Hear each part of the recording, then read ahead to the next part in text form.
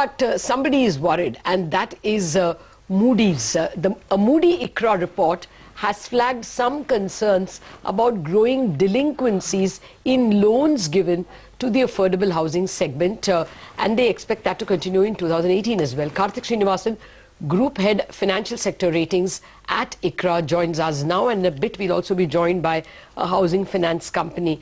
Karthik, good morning. You know, what you said in that report, if I remember right, was a little scary. You said that delinquencies compared to the traditional sector are 7 times more? Let me just correct that. What we had said in that report was, in that particular sentence which you're referring to, it was a comment on the analysis of some of the pools that we've rated. The pools that we've rated as compared to the ones which have been on the traditional home loans, there as we speak, the reported delinquencies and 90 plus have been significantly lower as compared to that of the affordable housing pools that we've done. So it's only a small segment of the entire industry volume, so it's not really a right comparable. Though we do agree that, at a broader sense, housing asset class is something which has withstood quite a number of cycles. The delinquencies have been low. But when we talk of affordable housing segment, the customer profile gets different. The ability of this profile of customers to absorb any economic shocks, whether it is DMON or GST or anything else, could be vastly different as compared to the other set of borrowers. So it's always imperative that this segment could definitely see a higher delinquency as compared to the other class. This was not clearly visible over the last couple of years because the portfolio was growing, and with this events of DMON and GST, we are seeing some rise in delinquency in the last 2 quarters.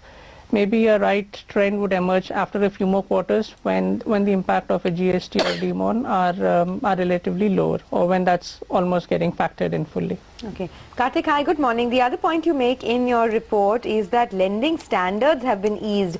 We actually posed this question to K.K. Mistry yesterday, and he said that he doesn't see any compromise yet on the quality of affordable housing loans given out.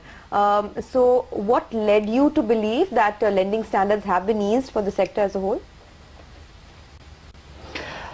What we are seeing out there is the competitive pressures in this industry is definitely increasing quite a bit. There are more number of players entering the segment.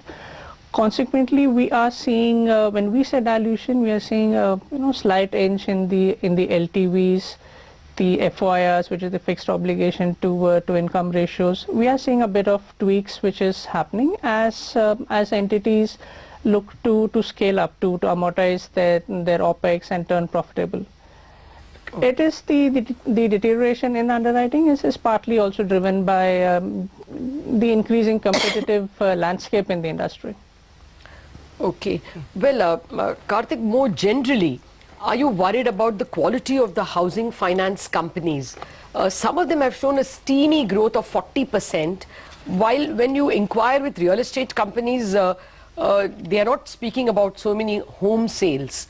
So are you worrying about housing finance company financials only because of affordable housing, or because of LAP, loan against property, or maybe even home loans getting LAP loans getting disguised as home loans?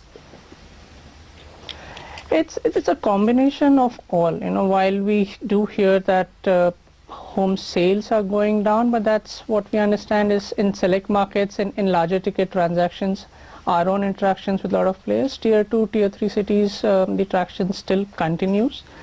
And second, when we say home loan sales slowing down, we also need to understand that there is a huge resale market which is also there in India.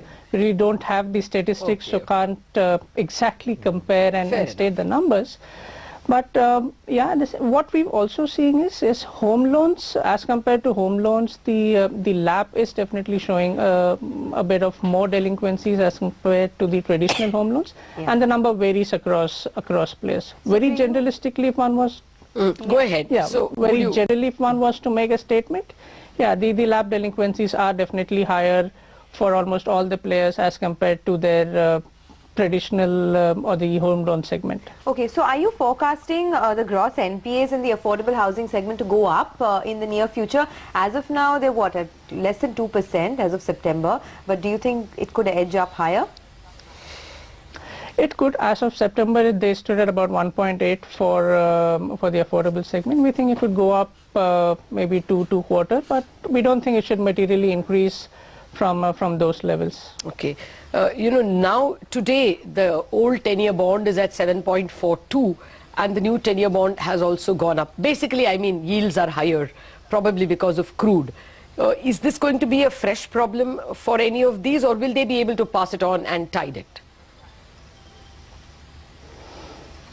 I guess with 10-year going up, obviously chances of a rate cut goes down. So to that extent, probably we are at the end of the lending rate cut cycle by any lending institution.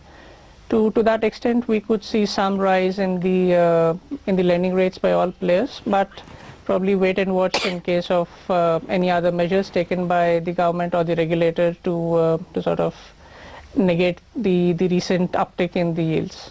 Oh. Okay. Karthik, thanks for giving us your views. In fact, we are going to take this discussion forward with a player from the industry on the other side. R. Vardarajan, the MD of Repco Home Finance, will join us in just moments from now. Stay tuned.